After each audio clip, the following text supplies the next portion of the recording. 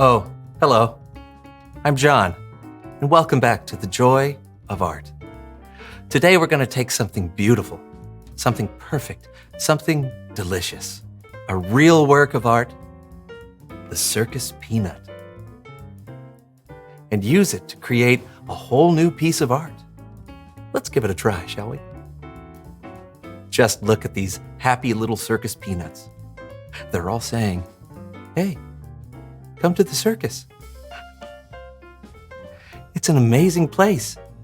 There's a person here who can wrestle squirrels and another who can shoot fire out their ears. Isn't that wonderful? Now what we're going to do is just get them a little sticky. Just like that. Isn't that nice? It tastes like delicious fake orange. Yummy. Once it's sticky, place it anywhere on the canvas. Let the circus peanut tell you where it wants to go. Happy. There we go. Oh, perfect. Just like that. Now continue the process. This is going to be fun. Circus peanut.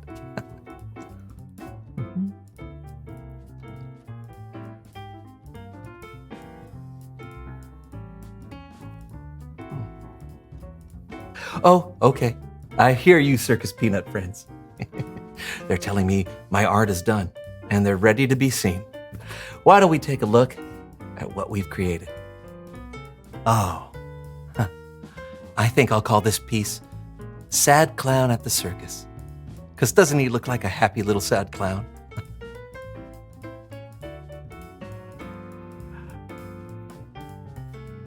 I love it when the art comes to life like that.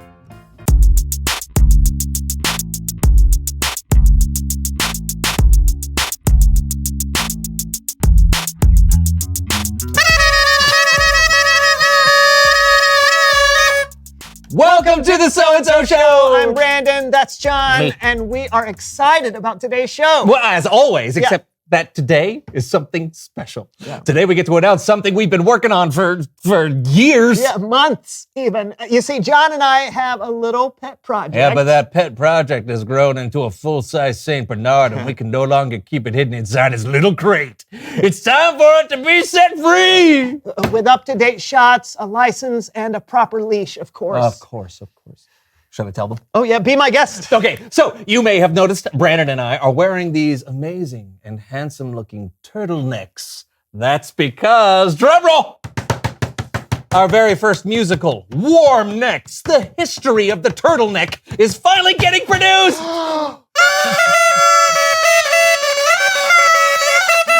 You heard him right. John and I have been working tirelessly on bringing the amazing and fascinating history of the turtleneck to musical life. Yeah, let's give them a little taste. Oh, you think so? I All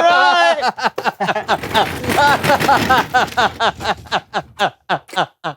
It started in the Dark Ages when knights suffered severe chafing while wearing chainmail. As a result, a garment that could protect the neck and torso from rough and heavy metal was born. It's the Dark Age life for us. It's the Dark Age life for us. Instead of cheering, we get chafed. Instead of knighthood, we're disgraced. It's the Dark Age life. In the 1700s, the turtleneck switched from being a status symbol to something more practical and worn in the winter. Let it snow, let it snow. This turtleneck can grow. Then, in the 1800s, the fashion moved into the sports world, where the first football uniforms were not V-necks, but the illustrious turtleneck. We don't talk about V-necks, necks. We don't talk about V-necks. In the 1950s, the fashion world was trying to get rid of the outdated turtleneck. But the hero of our story, Finn Maurice Bandana, an artist born in South Detroit, with nothing but a cold neck and a dream, kept the turtleneck alive. I am not throwing away my shirt. I am not throwing away my shirt. Even though it may look silly, keeps my neck from being chilly. And I'm not throwing away my shirt.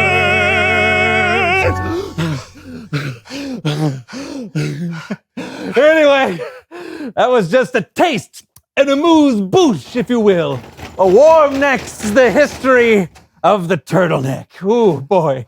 It's a heartbreaking yet hilarious tale of the endearing garment and the people who wore it. And it's going to be coming to an off-Broadway theater, not near or possibly near you. Yeah. Is that you? Yeah, that's me. Okay. That's right. It's the producer. Okay. Yellow, it's John. Uh-huh. Yeah. Oh, great. Oh, sounds good. We'll do that. We'll see ya. What did he say? He just called to say he's not producing the musical.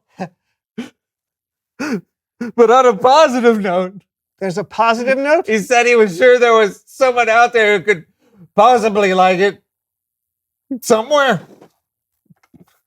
Great. Yeah. That's the last time we try something like that. It's Bible story time with Kellen.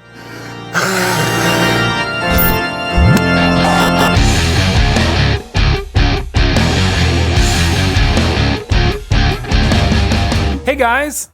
Man, it was tough to hear about your turtleneck musical. I really thought you had something there. Yeah, we did too. I'm pretty disappointed. Thanks for bringing it up again. You got a story for us? I do, and maybe it will help.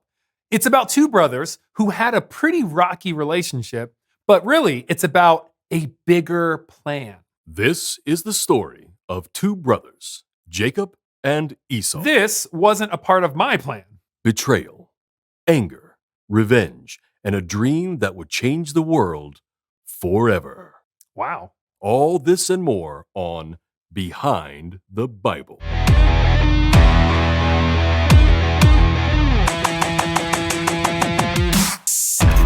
Jacob and Esau were the two sons of Isaac and Rebekah. Though they were twins, they were very different. Esau loved hunting and being outside, while Jacob enjoyed cooking and being indoors. I think I should point out here that Esau was just a little bit older than Jacob. And at that time, being the firstborn son in the family was a big deal. It was a big deal. Yeah, I know. I just... Just like narrating stories is a big deal to me, by myself, without interruption. Oh. Carry on. As the firstborn, Esau had the birthright to become the leader of the family when his father died. But Jacob came up with a plan to take the birthright for himself. This is going to make me sound kind of sneaky, but hey, I saw an opportunity and I took it. You see, I was making this red lentil stew one day when Esau came in from outside and he was hungry. Yeah, I was hungry. Hadn't eaten for, I don't know, hours. Felt like days. And when I came in and smelled that stew, I was like, well, I gotta have some of that now. So I said, you want some stew? Fine. Sell me your birthright. And he did. Yeah, I was like, I'm practically dying of hunger right now. What good is a birthright if I'm not alive to use it? Give me some of that stew. So I sold my birthright to Jacob. Stew was good though. For just a bowl of stew, Esau traded all of his rights as the oldest son to his brother, Jacob. But that wasn't the last time Jacob took something that belonged to Esau.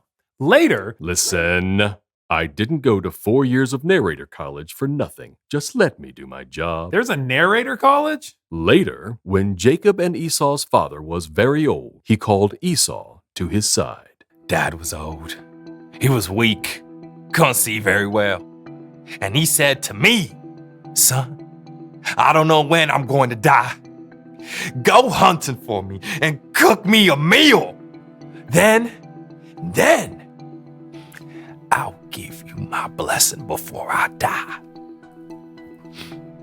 So I went out hunting. Didn't think for a second Jacob would betray me. Yeah, so I know parents aren't supposed to have favorites, but Mom liked me best. And when she overheard my father promising to bless Esau, she wasn't satisfied. She wanted my father to bless me instead. Now, we're twins, and my father didn't see so well, so she thought I could just pretend to be Esau. But he has way more hair than me. So, she covered me with the skins of a goat. That way my skin would seem hairy like Esau's. And it worked. I told my father I was Esau, and he believed me. And he gave me his blessing. Jacob had bought Esau's birthright for a bowl of stew, and then he tricked Esau out of his father's blessing. And when Esau found out, I was so mad! I wanted to. I was so mad. I'm pretty sure Esau wanted to kill me after that. So, I ran away. Yeah, so Jacob hadn't been a very good brother. He lied, tricked, and manipulated to get what he wanted. you know what I want? Yeah, narrator, college. Jacob ran away from home, and he found himself alone in the middle of nowhere with nothing but a rock for a pillow. As he slept, something amazing happened. I had a dream, a vision from God. No, there was this big stairway, and it reached all the way to heaven, and there were angels going up and down the stairs, and the Lord was standing there. The Lord said, I am the Lord of your grandfather Abraham and the God of your father Isaac. Your descendants will be like the dust of the earth that can't be counted. All nations will be blessed because of you and your family. I am with you. I will watch over you everywhere you go. After all I'd done, all the sneaky stuff, the lies, God promised to still be with me. I had been trying to make things happen on my own, but God had a bigger plan for me. So I took my rock pillow and set it up as a sacred stone. And I promised right then and there to have faith in God. God really did have a bigger plan for Jacob and his family, a plan to bless the whole world. One of Jacob's descendants was Jesus, who died to pay for the sins of the world. Did Jacob make bad choices? Yes. Could Jacob still be a part of God's plan? 100% yes. God loves us no matter what, and you can trust that God has a plan. That was really good. Which narrator college did you go to? Self-taught. This has been Behind the Bible. Goodbye. What'd you guys think? Well, I love that Jacob wasn't even close to being perfect, and yet he was still part of God's big plan. I think it's great just to be reminded that there is a plan. Yep, because you're gonna have disappointments and bad days. It's gonna happen. But what we can trust is that God has an ultimate plan to make things right in the world, and that hasn't and won't change. Good to know. Thanks, Kellen. You bet. I'll see you guys next time. You know, I am disappointed about the musical, but I'm not going to give up. Yeah. We've only tried one producer Yeah. and one musical. We've got way more ideas in us. We could write a musical about tube socks. Yeah, or jorts. Or some non-clothing item, maybe. Maybe. Yeah, but the important thing to remember is that God has always had a plan, so we can put our trust in God. Right on. So, yeah. reveal the question. Why are plans important? Well, if you're planning for a trip, it helps to know where you're going, how to pack, what snacks to take. Or when you're planning to build something, it's great to know what tools you'll need and the order to put things together. When someone has a plan, it's easier to trust them because they've put thought into where they're going and what they're doing. So talk about it with each other. Why are plans important? And we'll see you next week for a brand new show. See ya. They are short